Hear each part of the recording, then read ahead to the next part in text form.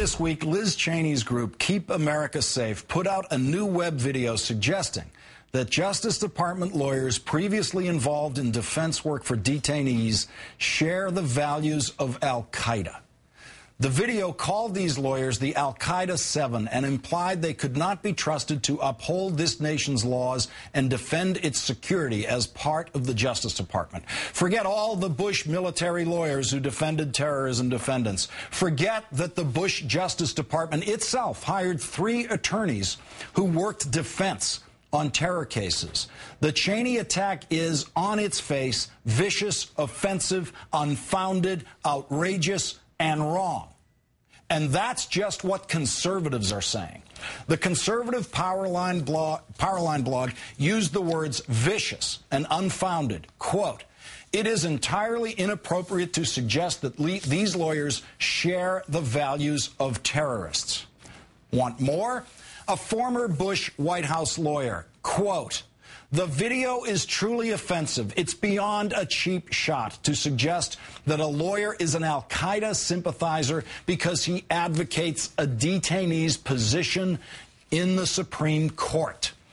The Bush Assistant Attorney General, who led the defense against Gitmo legal challenges, quote, "It's wrong to suggest that people who sought judicial review are somehow sympathetic to Al-Qaeda." The Bush Pentagon's former chief prosecutor, quote, "It is absolutely outrageous for the Cheney crowd to try to tar and feather them. If you zealously represent a client, there's nothing shameful about that. That's the American way."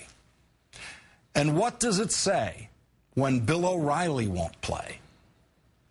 I think that if you read the letter he sent to Congress, he talked about the fact that often the Department of Justice hires people who've defended white-collar criminals to come in and prosecute white-collar criminals. But what that tells you there is that they believe there's some similarity between terrorists and white-collar criminals or tax cheats or bank robbers. I don't know if that's fair. No.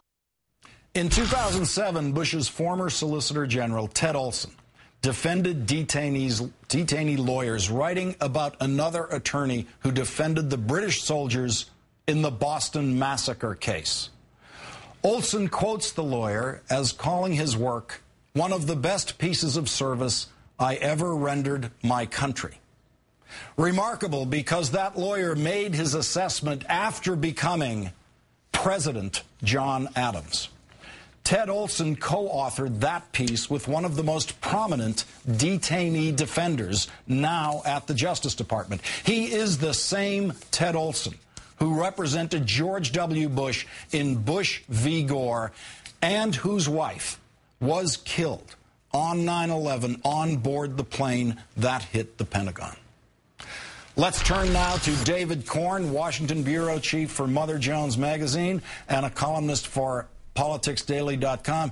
David, let me start by asking you why so many Bush veterans are coming out to push back on this one. I think the answer is obvious, Lawrence. They just, they find it just offensive to common decency.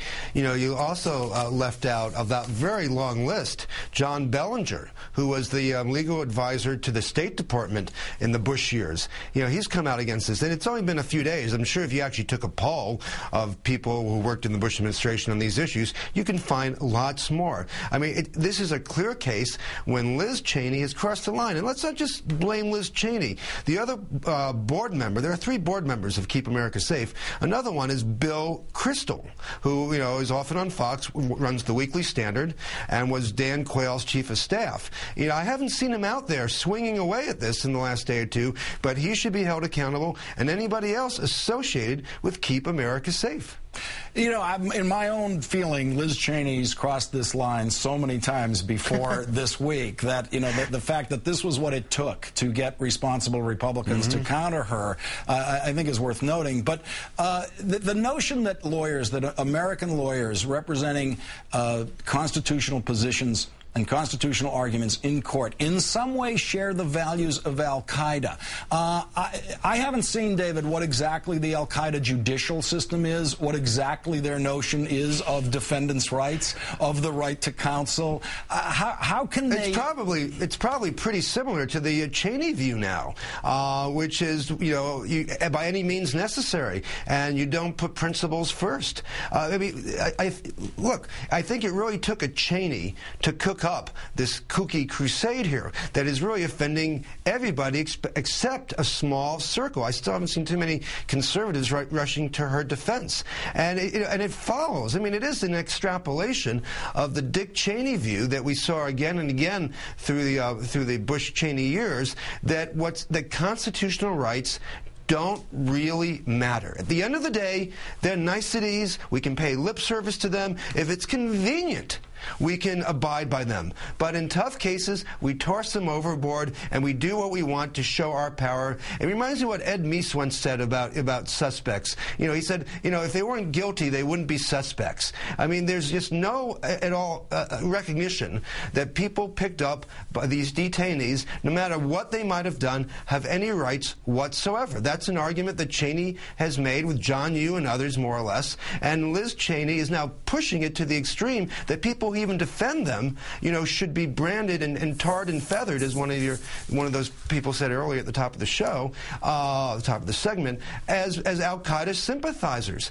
It really, I think, is just pushed a lot of buttons, which may be good. Even though it took this to get people to look at what they're doing, at least people are, I think she's lost an incredible amount of credibility when she didn't have a lot to begin with. David Corn of Mother Jones, thanks for joining us tonight.